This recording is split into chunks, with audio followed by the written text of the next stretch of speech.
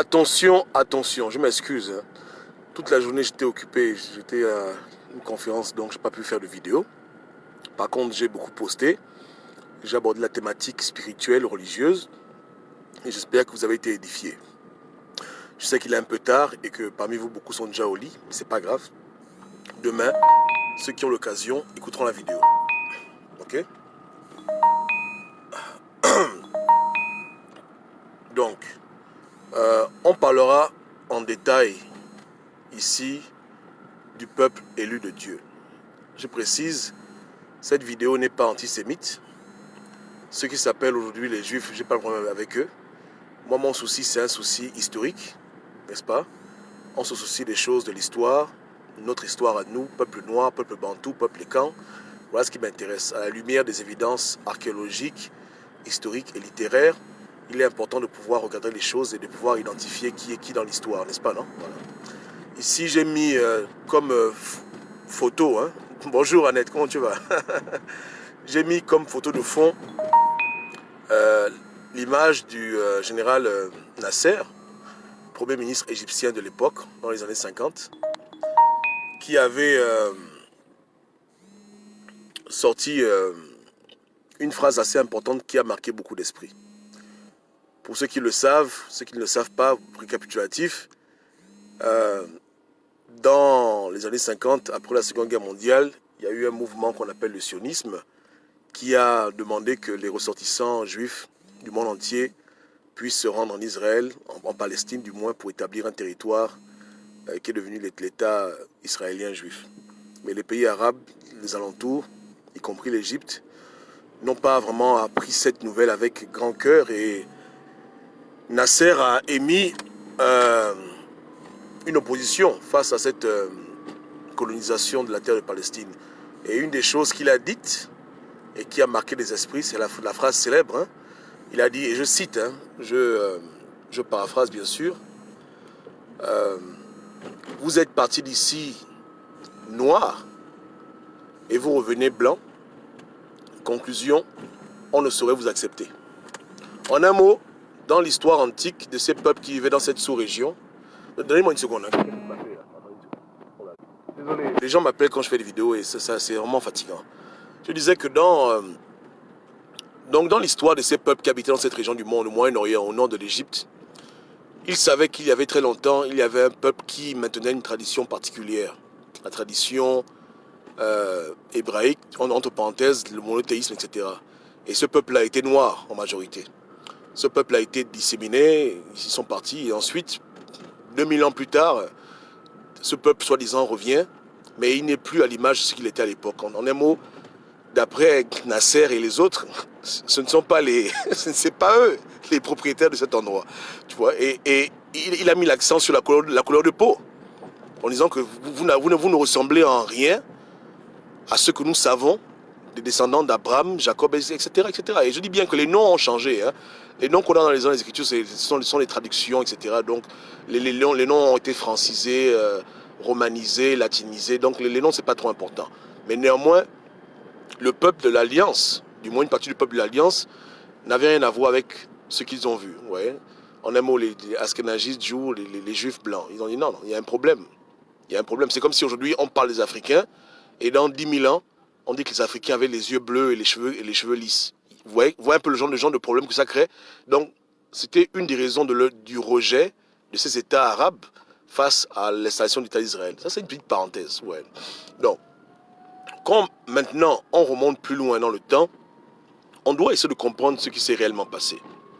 Et ici, bien entendu, il s'agit de ma propre analyse et mes propres recherches, ma propre théorie. Vous comprenez? Donc, moi, je pense que les choses sont simples.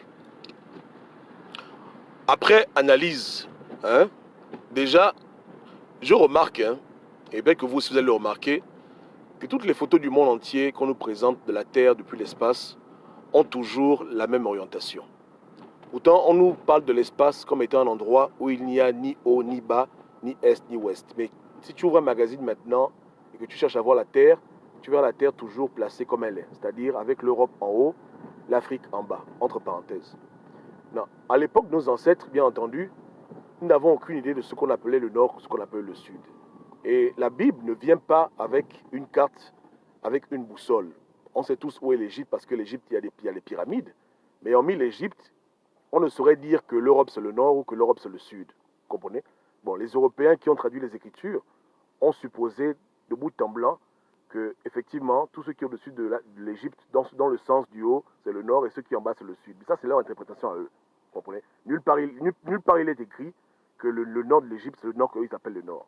Vous comprenez? Donc, il y a beaucoup de problèmes qui se passent au niveau de la géographie et qui nous amènent à nous poser des questions essentielles, n'est-ce pas? Des questions graves. Qu'est-ce qui s'est passé réellement en Égypte qui a fait que des gens quittaient ce pays, sont allés ailleurs? Et pourquoi il y a eu tout ce qu'il y a eu comme tragédie africaine, l'esclavage, etc., etc. Et quand on retrouve les prophéties du monde entier, où est-ce que les Africains de l'Afrique centrale se situent? Pour ma part, je pense que les Africains de l'Afrique centrale se situent au niveau de ce qu'on appelle le peuple de l'alliance, c'est-à-dire un peuple qui a une alliance particulière avec Dieu, n'est-ce pas? Une alliance tellement sensible que lorsque ce peuple se comporte mal, il subit beaucoup de problèmes, beaucoup de malédictions. Vous comprenez?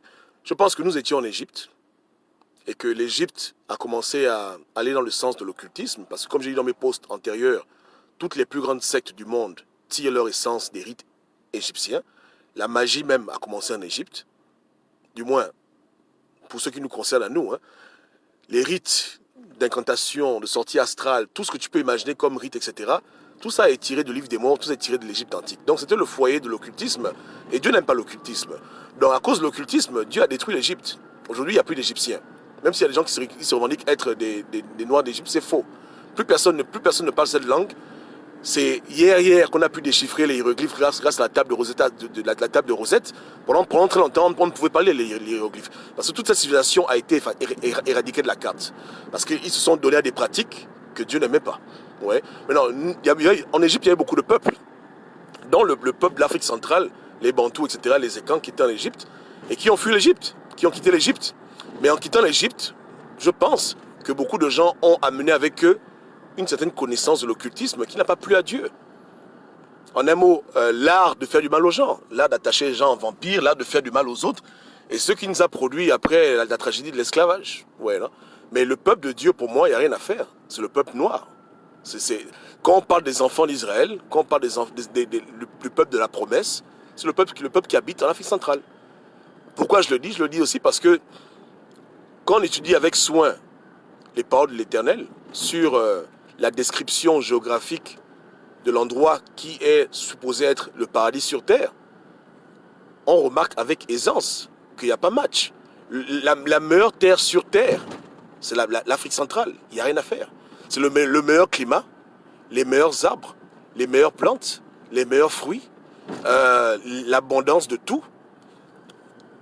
Dans le sol, dans le sous-sol, dans les mers, dans les rivières, c'est l'endroit au monde le plus béni de la terre. Donc s'il existe une terre promise, elle ne peut pas être ailleurs que là où nous sommes. Et si nous sommes là, parce que nous sommes le peuple de Dieu élu. C'est pour ça. Et je pense que voilà pourquoi on souffre beaucoup et on est sous beaucoup de malédictions parce qu'on ne sait pas qui on est. Ceux qui ont eu la chance d'aller en Israël et visiter, ils vous le diront aisément. L'Israël n'a rien à voir avec la description d'une terre promise. Pour moi, c'était une colonie. C'est-à-dire qu'il y a parmi nous, on a des parents qui sont là-bas établir des colonies, mais pour Dieu, cette terre-là n'a jamais été la terre ultime promise à donner à un peuple où tout pousse. Là-bas, rien ne pousse. Ils mettent des engrais, c'est un désert. C'est un véritable petit désert. Il n'y a rien là-bas. La plupart des choses que vous voyez là-bas ont été importées, etc. C'est un désert, il faut dire la vérité. Comprenez? Mais le seul endroit sur terre où tu retrouves le diamant, l'or, tous les minerais, une multitude d'arbres, d'insectes, d'animaux, tout ce que tu veux, comme bénédiction naturelle, c'est l'Afrique centrale. C'est le pays, c'est le Gabon, c'est le Congo, le Cameroun, la Guinée, par extension, un peu l'Angola. Cette zone-là du monde, c'est la zone la plus bénie au monde. La plus bénie au monde. Pour preuve même, l'économie israélienne qui repose beaucoup sur le diamant exploite les diamants du Congo. Parce qu'ils n'ont rien chez eux. Ils n'ont pratiquement rien.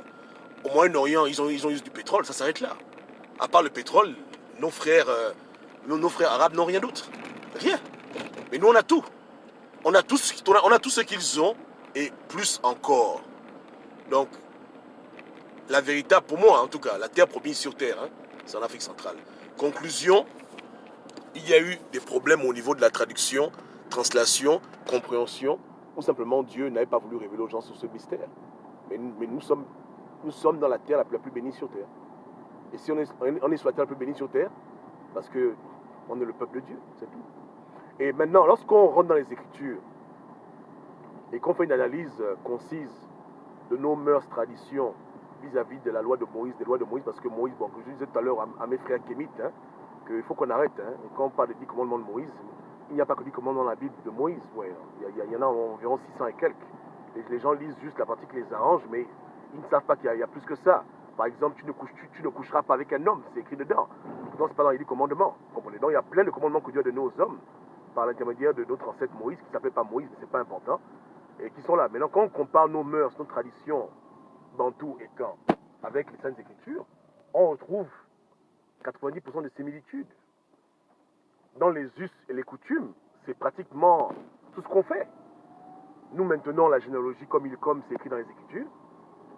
Nous sommes tous monothéistes, c'est-à-dire que nous on n'adore pas le bois, la lune, le soleil, les machines. Non, non, non. Nous, on sait qu'il y a un seul Dieu créateur de tout. Donc nous ne sommes pas dans le panthéon des dieux, ou bien on adore tout et n'importe quoi, le bois, l'animal. Non, non, non, non. Tu ne verras jamais un bantou adorer un animal. Tu comprends? On sait qu'il y a un Dieu qui est invisible, etc. Dans la définition même du divin, d'abord, c'était du 100%. Ensuite, dans les us et les coutumes, nous avons des pratiques qu'on ne peut même pas retrouver depuis quand elles datent, telles que la circoncision, qui est le symbole ultime de l'alliance avec Dieu, dans les Écritures, avant le Nouveau Testament. Hein? Les peuples choisis, les peuples élus se faisaient circoncier. On le fait depuis toujours, même avant les Égyptiens, on le fait depuis très très longtemps. Les malédictions et les bénédictions, nous avons coutume de prendre la parole avec beaucoup de soin, parce qu'on sait que ce qu'on dit a un effet. Chez nous, les gens maudissent, les gens bénissent. Avant de mourir, les gens bénissent les gens. Au niveau de la structure même de nos familles, il y a des tribus, et chaque tribu, c'est le nom d'un patriarche, comme dans les Écritures. Quoi encore? Au niveau même de certains interdits, hein, on peut pas, chez nous, on n'épouse pas qui on veut. Le mariage est quelque chose d'important et il y a des règles. Tu ne peux pas épouser, par exemple, ta sœur ou bien... Bon, bref, je ne suis pas expert vraiment expert dans la tradition et quand, mais pour les écans, je sais qu'il y a vraiment des règles. C'est-à-dire qu'il y a des tribus qui peuvent, il y a des tribus qui peuvent pas se marier, même s'ils veulent, parce que c'est comme ça. Ouais. Donc on respecte vraiment avec attention ces choses pour éviter l'inceste, etc. Même l'inceste, comment dire, non consanguin, c'est-à-dire coucher avec la femme de ton père. Tu vois, je veux dire, c'est tout qu'on ne fait pas chez nous. Donc, on est imprégné, plus ou moins, de l'essence de la révélation que Moïse a traduite dans ses textes, hein, de l'époque. Au moins 90%. Hein. On réprouve la sorcellerie, même si beaucoup d'entre nous la pratiquent. On réprouve le mal envers autrui. On a beaucoup de choses qui sont très particulières et très concises et qu'on retrouve facilement dans les 600 commandements que Moïse a donnés aux hommes à son époque. Vous comprenez? Donc, quand on voit ces choses, on comprend que ce n'est pas juste une simple coïncidence. C'est qu'il y a quelqu'un qui a dû copier l'autre. Ou simplement, il y a l'arbre, il y a les branches. Donc les branches peuvent être d'autres peuples, mais l'arbre, il est africain. Et la première révélation est africaine. Et l'alliance principale, elle est chez nous. Voilà pourquoi moi je pense réellement que les premiers Hébreux étaient tous des Noirs. Maintenant, c'est peut-être qu'ils ont fait, ils sont là ailleurs, comme moi je suis ici, mon frère au pays. Après, ici, ils ont fait du métissage, je n'ai aucune idée. Hein.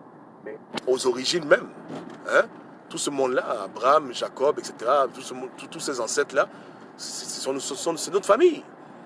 C'est notre sang. Donc nous sommes reliés avec eux par une alliance qu'ils ont faite avec Dieu. Et cette alliance-là a des effets et des conséquences. Et j'en parle surtout parce que la restauration de l'Afrique ne peut passer que si on retrouve notre véritable identité et qu'on s'aligne avec ce que Dieu désire. Vous comprenez? Et je pense que c'est la piste de sortie. La piste de sortie à nos problèmes. Lorsque tu lis par exemple Deutéronome 28 et que tu vois un peu la liste des choses qui sont promises à ceux qui n'obéissent pas à Dieu, on s'y retrouve aisément. Je n'ai pas le texte en face de moi, mais ceux qui ont le temps, vous pouvez lire Deutéronome 28. Il n'y a pas un peuple qui répond à tous ces critères, à part les Noirs. Dans la désobéissance, beaucoup de peuples font n'importe quoi, mais combien de peuples ont été mis dans des bateaux enchaînés aux quatre coins du monde? Combien de peuples ont subi ça? Vous comprenez? Combien de peuples sur Terre peuvent dire qu'aujourd'hui leur terre est colonisée et que l'étranger vient et que l'étranger, lui, il grandit et qu'eux, ils rétrécissent? Combien? Si ce n'est pas l'Afrique centrale. Combien de peuples peuvent dire ça? Nous sommes pratiquement les seuls sur Terre où les gens viennent d'ailleurs, chez nous, ils deviennent riches et nous, on reste toujours pauvres. Là, on parle des Libanais qui rentrent chez eux, on parle des Français qui rentrent chez eux. Tout ce monde-là, pour eux, le Gabon, c'est l'Eldorado. Le Cameroun, c'est l'Eldorado. Mais les autochtones eux-mêmes ne voient pas clair. C'est écrit dans Deutéronome. Vous comprenez? C'est écrit dans Deutéronome 28. C'est parmi les malédictions du peuple de Dieu élu qui n'obéirait pas à Dieu. Voilà. Jusqu'à la description même des chaînes qu'on nous a fait porter pour nous amener en Amérique par la force, nous faire travailler dans les travaux forcés, etc., etc. Donc, ça va très loin. Vous comprenez? Même dans certains passages d'Ésaïe, on parle des femmes qui seront violées par centaines de milliers. Et il n'y a qu'en Afrique qu'on trouve ça. Tu vois, au Congo, Kinshasa, les femmes sont violées au Kivu jusqu'à présent. Vous comprenez? Donc, il y a tellement de prophéties, tellement de prédictions qui pointent toujours sur le continent et sur cette zone d'Afrique centrale et ses habitants. N'est-ce pas? Il y a beaucoup de choses. Une fois, j'écoutais un débat, et un débat entre deux rabbins, et il y a quelqu'un qui est venu qui a dit, mais la prophétie d'Ésaïe parle de viol de femmes, est-ce qu'on viole les femmes en Israël? Il a dit non, il ne faut pas prendre la prophétie de manière littéraire, c'est figuré. J'ai dit, mais mon Dieu, mais ça se passe de nos jours. Ça se passe. Où les enfants sont tués, les femmes sont violées, c'est où? Voilà, de manière systématique, hein? Systématiquement. Il y a des viols partout, mais là-bas, le viol est devenu vraiment une institution. On est dans cette terre d'Afrique centrale. C'est comme ça. Il y a beaucoup de choses qui se passent. Et je pense vraiment que la solution pour nous, c'est de comprendre qui on est vraiment. C'est clair qu'il y a une tendance kémite qui nous dit qu'on doit revenir au dieu égyptien, mais moi, je ne suis pas trop de ça parce que j'estime que l'Égypte, dans l'héritage spirituel, n'a pas été pour nous favorable. Sinon, nous serions restés en Égypte. Si les Bantous ont quitté l'Égypte, parce qu'il y avait forcément des raisons. On n'était pas à l'époque pour en savoir plus. Mais je ne pense pas que nos ancêtres étaient fous de quitter un endroit qui était bien. S'ils ont quitté l'Égypte, parce que ça n'allait plus. Ça n'allait plus. Il y avait des pratiques mauvaises qui ont fait que nos ancêtres ont dit non, il faut qu'on s'en aille. Il faut qu'on parte. Et nous n'avons pas retenu officiellement les coutumes égyptiennes. C'est que tu vis en Gabon, il n'y a pas de pyramide. Il n'y a pas de pyramide au Gabon. Pourtant, beaucoup de Gabonais viennent d'Égypte. Vous comprenez? Donc, c'est clair que même étant dans cette Babylone antique, nous avions notre croyance en Dieu. Mais malheureusement, certains parmi nous étaient initiés au secret égyptien. Ils ont ramené avec eux ce savoir. Parmi nous, ils ont recréé les mêmes éléments qui ont fait tomber l'Égypte. Et c'est aujourd'hui ce qu'on subit. Et c'est ce que, malheureusement, les colons ont pris.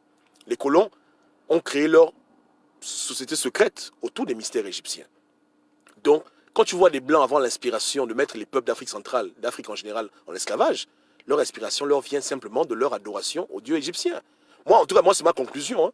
Je dis parce que l'esclavage a été fait par les francs-maçons et par les juifs sionistes, mais ces gens-là pratiquent les rites dans l'Égypte antique. Donc, pour moi, c'est clair que les mêmes entités qui avaient inspiré Pharaon à se rebeller contre Dieu et à faire de la sorcellerie, ce sont les mêmes entités qui ont inspiré les Blancs, qui ont repris l'occultisme de l'Égypte et qui ont bâti toute leur civilisation sur les rites égyptiens, à martyriser et à persécuter le peuple de Dieu. C'est tout. Donc ces sectes-là ont été créées, en un mot, pour persécuter l'homme noir.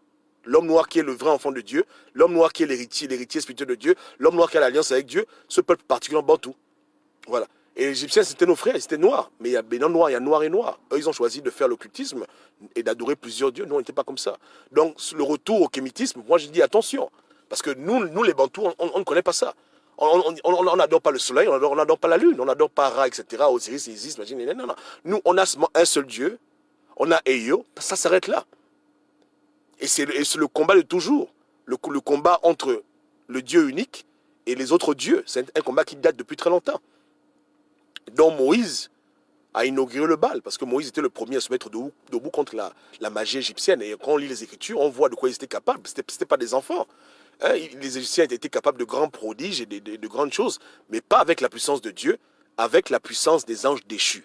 Les anges déchus qui ont toujours voulu établir entre les hommes et eux un moyen de communication pour essayer de revenir sur terre et régner. Et aujourd'hui même, ces sectes qui sont mises en place sur terre, leur but ultime, c'est de ramener leur Dieu sur terre. Désolé, la vidéo est trop... je sais que ça secoue de partout, mais je n'ai pas le choix, je dois tout condenser rapidement. Je dis que leur objectif final, c'est de reconstruire des temples physiques et spirituels pour ramener sur terre les entités qui ont égaré l'Égypte antique, hein, et qui sont aux avant-gardes n'est-ce pas, de l'occultisme, et qui veulent revenir sur Terre pour s'établir comme Dieu et comme roi. Voici le but ultime des Illuminati et des sectes tout court. Voici leur but. Donc ils sont inspirés par les mêmes entités que Moïse avait combattues et que les Bantous ont combattues. Donc entre nous, il n'y a pas beaucoup de compatibilité. On retiendra de la science, les mathématiques, mais on délaissera vraiment l'occultisme. En un mot, aujourd'hui, les francs-maçons, ce sont vraiment des enfants des Égyptiens. Voilà, c'est l'école des mystères, la sorcellerie, etc., la haute magie, ils se retrouvent dedans. Mais nous, on ne se retrouve pas dedans. Pour nous, ce sont des choses interdites chez nous qu'on ne doit pas pratiquer. Et quand on les pratique, on devient maudit et on a des problèmes avec Dieu. Les choses sont simples. Vous comprenez? Les choses sont vraiment très simples. Et je vous assure que les États-Unis, la France et d'autres pays dans le monde ont bâti leur république sur les rites égyptiens. D'où leur méchanceté, d'où leur persécution envers l'homme noir, parce qu'ils sont inspirés des mêmes esprits qui nous ont persécutés. Vous vous rappelez, lorsque Moïse a quitté l'Égypte, Pharaon a envoyé son armée vouloir l'abattre. Donc les mêmes esprits qui nous détestent, qui au départ nous avaient mis esclaves en Égypte, qui nous avaient fait du mal, c'est les mêmes esprits qui nous poursuivent toujours, avec les colons, avec les peuples colonialistes, et qui ont la même mission, détruire l'homme noir, détruire les héritiers de la promesse, détruire les enfants d'Israël. Voici leur objectif. Ils sont tous ensemble, main dans la main, sionistes, illuminati, francs-maçons, etc., école des mystères, tous ensemble, un seul objectif, éradiquer ce peuple d'Afrique centrale qui est le peuple élu et qui est le peuple relié à Dieu par la promesse. Voilà pourquoi chez nous, quand on fait notre généalogie, on remonte tout droit à Dieu, parce que c'est ça. Quand nous, les Bantous, on dit qu'on est les enfants de Dieu, on n'est pas en train de blaguer. Quand on cite nos ancêtres, on remonte à Dieu. C'est aussi simple que ça. Comprenez? Notre premier père, c'est Dieu lui-même. N'est-ce pas? Et ils le savent, et voilà pourquoi ils nous persécutent. Vous comprenez? C'est pour ça. Donc, il faut comprendre ces choses. Faites vos propres recherches, hein, et vous-même allez voir. Nous ne sommes pas monothéistes. On n'a pas beaucoup de dieux, nous. Vous comprenez? Et je le répète encore, si on avait une affection ouverte pour l'occultisme égyptien, on aurait fait des pyramides en Afrique centrale. On n'a pas fait ça. Parce qu'on savait que ce qu'ils ont fait n'est pas bon. Dieu n'aime pas ça. Donc là où on va là-bas, on ne doit pas faire les mêmes choses. Ce que Dieu nous a dit. Il nous a sortis d'Égypte, il nous a amenés dans une nouvelle terre. Nous disons bien que ne refaites pas ici les pratiques abominables des Égyptiens. Si vous recommencez à faire les choses qu'ils faisaient là-bas, c'est-à-dire sacrifice humain, sorcellerie à outrance, je vais vous punir. Un autre peuple viendra vous punir et vous allez en déportation. Et c'est ce qui s'est passé. Donc d'où l'esclavage et d'où tout ce qu'on a vécu. Parce que parmi nous, il y a des gens têtus. Et même jusqu'à présent, en Afrique centrale, il y a encore des gens qui sont toujours dans la magie égyptienne. Ils ne sont pas dans les loges, hein, mais simplement, ils sont toujours dans les mêmes rites que Dieu désapprouve, qui font du mal dans le village, qui font que des gens meurent, que les gens sont frappés par des maladies bizarres, où le pouvoir, le contrôle, c'est ça là qui est toujours de nos jours. Donc, voilà un peu grosso modo l'histoire du peuple noir, à mon avis, des Écritures et notre relation par rapport à cette dernière et ce qui se passe dans le monde, etc. Ouais, non. Donc, c'est un peu le résumé de tous mes posts de la journée, mais prochainement, j'irai en profondeur. Ouais, non. Donc, moi, je n'ai pas de problème avec les Kémites, hein, mais juste aux Kémites, que les Kémites doivent comprendre que eux et les francs-maçons, ils ont les mêmes dieux, ils ont les mêmes cultes, tu vois. Ah oui, c'est vrai. Il ne faut pas qu'ils aient honte, c'est la vérité. Ouais, non. Ils doivent comprendre que la France est un pays égyptien, l'Amérique est un pays égyptien. Et regardez vous-même le bilan. Vous voyez le bilan. Les hommes se couchent ensemble. Les gens font des opérations pour devenir des femmes, devenir des hommes. Bon, bref, c'est la catastrophe. C'est la catastrophe. C'est des pays bâtis essentiellement sur l'Égypte. La déclaration américaine d'indépendance a été signée par pratiquement 15 francs-maçons sur 20. Donc l'Amérique est un pays maçonnisé de la tête jusqu'aux pieds. Tu viens à Washington, la capitale, tu verras partout des monuments égyptiens. Tu verras les obélix, tu verras des pyramides. Ils ne s'en cachent pas. Vous comprenez? Donc c'est ça leur héritage qu'ils ont pris en Égypte. Et c'est sur ça qu'ils ont bâti leur civilisation. Et c'est cet héritage-là qui les a inspirés à faire du mal aux Bantous, à faire du mal aux Africains. N'est-ce pas? Donc quand les gens me disent qu'ils veulent être kémites, je me dis, mais est-ce que vous savez dans quoi vous vous mettez? Vous vous mettez dans des choses compliquées parce que c'est des choses que Dieu a interdites. Je dis bien aujourd'hui, il n'y a plus d'Égyptiens. Il n'y a plus. Plus personne ne parle cette langue. Plus c'est terminé, ce sont les vestiges du passé. Il ne reste plus que les temples vides, les pyramides vides, et les gens qui essaient de comprendre, découvrir, mais c'est fini. Cette civilisation a été éradiquée à cause de ces mauvaises pratiques. À cause de ces mauvaises pratiques, à cause de sa relation incestueuse avec les anges déchus. En Égypte, il fut un temps où les anges déchus se baladaient en plein jour. Quand tu vois dans les pyramides, on te montre un homme aigle, un homme lion. Ne pense pas que c'était seulement des dessins. Il y avait de telles choses là-bas. Il y avait des trucs terribles qui se passaient là-bas. Les gens avaient voué cette terre à l'abomination. Il y avait déjà des portails interdimensionnels entre l'enfer et la terre. Ça n'allait plus. Donc Dieu a intervenu. Il a enlevé son peuple de ce milieu et Dieu a laissé cette civilisation être éteinte pour ne plus jamais être allumée. Mais c'est ça que les Blancs essaient de rallumer. À la gloire de ces dieux, à la gloire des dieux égyptiens qui n'étaient vraiment pas des dieux, qui étaient soit des néphilim ou soit des anges déchus, c'est tout. Des anges déchus qui se faisaient passer pour des dieux. Voilà. Il faut qu'on vous dise la vérité. Vous comprenez? Voilà. Et ces anges déchus ont donné beaucoup de connaissances aux hommes. Et malheureusement des connaissances que Dieu n'a pas aimées et qui ont amené le désordre, le chaos. Qui ont amené le chaos sur terre et voilà. Mais l'histoire se répète tout le temps. Vous comprenez? L'histoire se répète tout le temps. Que Dieu ait pitié de nous, que Dieu nous aide. Ouais, non? Ok. Donc, non, tous les Égyptiens n'étaient pas des sorciers. Je dis que l'Égypte, c'était comme les États-Unis. C'était un peuple très avancé, très instruit, mais le côté occulte de l'Égypte leur a créé des problèmes. Un peu comme l'Amérique, ils ont un côté occulte que beaucoup de gens ne connaissent pas, même la France aussi, c'est ça qui crée des problèmes. Vous comprenez? Quand on parle de complot, on parle de nénémia, c'est parce qu'on sait que la France est une république qui a été faite par des gens qui avaient des adorations bizarres. Je vous donne un exemple simple. J'en ai souvent parlé. Je vous dis que ce n'était pas un hasard que lorsqu'il y a eu la Révolution française, où la royauté est tombée, il s'en est suivi des décapitations de masse. Regardez vous-même. Pourquoi les Danton, Robespierre ont été décapités? Sacrifice humain. C'est que quand tu demandes de l'aide aux anges déchus, ils vont t'aider. Mais ensuite, tu dois payer la facture. Voici un peu le genre de science que les Français ont adopté. N'est-ce pas? Ils ont demandé de l'aide. Du moins, les sectaires français ont demandé aux entités égyptiennes de les libérer de la royauté. Mais en retour, ces entités ont demandé du sang. Donc il y a des contrats occultes dans les républiques. Voilà pourquoi ils ont fait la révolution. Et pour un oui, pour un non, on décapitait les gens. Mais c'était tous les jours. Tous les jours à la place publique, on prend quelqu'un, on le décapite pour un oui, pour un non. Soit disant, les gens ont libéré un pays. Comprenez bien ces choses. Vous comprenez? Donc c'est comme ça que ça fonctionne. Donc ces républiques-là sont façonnées depuis le bas avec l'aide des anges déchus qui leur ont donné une certaine science que personne ne connaît, à part les initiés. Et c'est avec ça qui fonctionne. Mais tôt ou tard, le serpent finit par se mordre lui-même. Tôt ou tard, le serpent finit par s'avaler lui-même. Donc ces choses-là ont un effet néfaste. Voilà pourquoi je sais que ces civilisations vont disparaître. Parce qu'elles ont bâti sur les mauvaises fondations. Elles ont bâti sur l'occultisme et ça les rattrape. Écoutez, en France, chaque année, il y a plus de 50 000 enfants qui disparaissent. On n'en parle pas pourquoi. Ils vont où c'est? Je vous demande. Il y a des pays qui ont des problèmes très graves. Ils ont des alliances interdites avec les anciens dieux égyptiens. Dieux égyptiens qui leur sont introduits dans les écoles de mystères secrètes qu'ils ont baptisées Rose-Croix, franc-maçonnerie, etc., etc. Voilà ce qui se passe. Les choses sont vraiment simples. Et c'est ça que Dieu ne veut pas. Dieu nous a interdit formellement d'avoir des alliances avec ces forces. Ces forces qui sont en bas de lui, mais qui se font passer pour des dieux parce qu'ils ont de la connaissance, ils ont du pouvoir. Et il y a des peuples qui ont enfreint l'interdit, se sont alliés avec ces forces-là. Ces forces-là combattent qui? Les enfants de Dieu. Et Dieu lui-même par extension. Et ça se passe. Vous comprenez? Donc vous comprenez bien que la dynamique spirituelle dans le monde est assez compliquée, mais il faut se situer. Il faut que l'Africain revienne à Nzambé et rien qu'à Nzambé. Vous comprenez?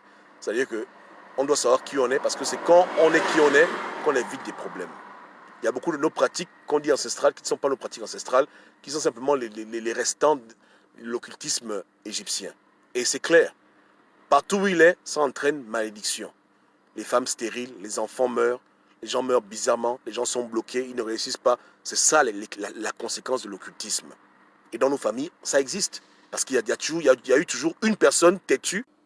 Désolé, quelqu'un m'a appelé. Je disais qu'il y a toujours eu une personne têtue dans nos milieux depuis les temps anciens qui ont toujours gardé avec eux certains mystères secrets et des pratiques que Dieu n'aime pas. Et vous savez, je vais vous dire une chose. Quand quelqu'un se donne à des pratiques égyptiennes, telles que la sorcellerie et la communication active avec les esprits impurs et les anges déchus, Cette personne ne peut pas être gentille parce que les esprits là vont l'habiter et il sera animé de la haine, de la jalousie, de la vengeance, du mépris envers les autres. Il va commencer à faire des dégâts. Voilà pourquoi Dieu ne voulait pas qu'on fasse ça. Parce que Dieu sait que quand on traite avec ces forces-là, elles nous influencent et on ne peut pas faire de bien. Donc quand tu as des leaders qui sont assujettis par ces esprits, ils ne peuvent que faire du mal. Tuer les gens, et faire du mal aux gens. En fait, c'est le mal qui les anime. Parce qu'ils ont une haine envers l'homme. Envers l'homme avec un grand H. Et plus particulièrement avec les enfants de Dieu. Vous comprenez? Donc, même s'ils te donnent de la gloire, de l'argent, en retour, ils vont te faire du mal. Ils exigent la déchéance, sacrifice humain, crime rituel. C'est tout cela que Dieu ne voulait pas. Et quand les hommes ont commencé à traiter avec ces forces, les problèmes sont rentrés dans le village. Ouais.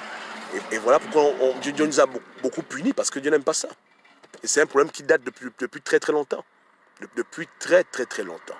Ouais. Donc, le monde est divisé en deux. Un côté, il y a Nzambé. Un côté, il y a les anges déchus. Que les gens le veuillent pas, c'est comme ça. Maintenant, il faut se retrouver. Ouais, non? Il faut se retrouver. Il faut que les gens comprennent bien que, je leur dis encore, hein, que si nos dieux, c'était les Osiris et les gna, on n'aurait pas besoin d'aller en Égypte étudier ces choses. Vous comprenez? On serait quitté de l'Égypte avec cette connaissance, puisque beaucoup de peuples viennent de là-bas, du foyer égyptien. Mais si aujourd'hui on n'a pas cette connaissance, parce que cette connaissance était interdite et elle a été maintenue par certaines personnes. C'est tout, mais pas par l'ensemble de notre clan, notre culture, etc. Vous comprenez? Tu demandes à n'importe quel camp de parler de Dieu, il va jamais te dire que non, il y a Osiris, il y a Isis, machin. Il te dira que non, il y a Nzambé, il y a Eyo. Point barre, ça s'arrête là. Tu comprends? Est-ce qu'on se comprend, non? Voilà. Donc, c'était des choses interdites que Dieu nous a interdit de pratiquer. Et même chez nous, on le dit, hein, qu'il n'est pas bon de prendre le médicament de d'autrui, n'est-ce pas? Dans ceci que on reconnaît ce qui nous appartient et on reconnaît ce qui ne nous appartient pas. Ça c'est pas pour nous. Ça, c'est les problèmes. À l'époque même, je me rappelle, mon oncle m'avait dit que lorsque Léomba s'était fait initier à la franc-maçonnerie, beaucoup d'anciens du Melan, beaucoup d'anciens camps l'avaient fait des reproches en disant que tu ne peux pas entrer dans ce genre de choses, ce ne sont pas nos trucs. Et ils n'avaient pas tort. Regarde la conséquence. Tous nos leaders africains sont à 90% des francs-maçons. En Afrique centrale, est-ce que l'Afrique se développe? Qu'est-ce qu'on retrouve dans les terres dirigées par les francs-maçons? Crimes rituels, homosexualité, jalousie, sous-développement, kidnappage, arrestation arbitraire, mauvaise gérance. Est-ce que j'ai menti? Vous comprenez? Voilà. Donc, à quoi bon? Nous, c'est Nzambé et on doit trouver le chemin de Nzambé. Pour tout le monde. Ouais, Eyo. Nzambi, en Nzebi, dans toutes les langues que vous voulez. Hein? Un seul et unique Dieu. Et on doit comprendre ce qu'il aime et ce qu'il n'aime pas. Et si on reste à l'écart de ce qu'il n'aime pas, on sera béni. Si on fait les choses on fait les choses, si on ne fait pas les choses qu'il aime, on sera maudit. C'est tout. Les choses sont simples. Ouais, non? Ok. Que Dieu vous bénisse. Désolé, je peux vous lire vos commentaires rapidement. Je n'ai pas pu lire tous vos commentaires. Aneta, salut Rodi. Hein? Voilà. Salut Mehdi, ouais. Ouais. Donc, en conclusion, mais justement, moi je dis à Mehdi que il dit que les esclavagistes ne venaient pas avec des trucs égyptiens, mais avec la Bible. Les exécutants étaient peut-être des chrétiens, tu vois, il n'y a pas de problème. Je ne dis pas le contraire. Mais les têtes à penser de l'esclavage n'étaient pas des chrétiens, c'était des occultistes, au sens propre du terme. Tu vois, les occultistes. Mais ne sois pas surpris, hein, parce que quand tu rentres dans un temple maçonnique, tu verras des Bibles.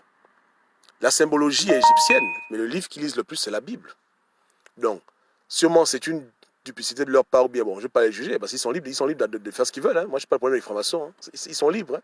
Mais juste pour vous dire que la symbologie, elle est mitigée entre le judaïsme et l'Égypte, mais elle est plutôt égyptienne, mais ils lisent la Bible. Donc, voilà, il n'y a rien. Mais ces gens-là, leur véritable religion, la religion égyptienne. Et c'est ça leur secret. On dit que l'Égypte, c'est leur mère. Ils puissent tout de là-bas. Voilà. C'est là-bas. Ils ont des livres que vous n'avez pas. Hein? Ils ont des livres secrets égyptiens qu'ils ont pu traduire. Et c'est par ça qu'ils font beaucoup de choses.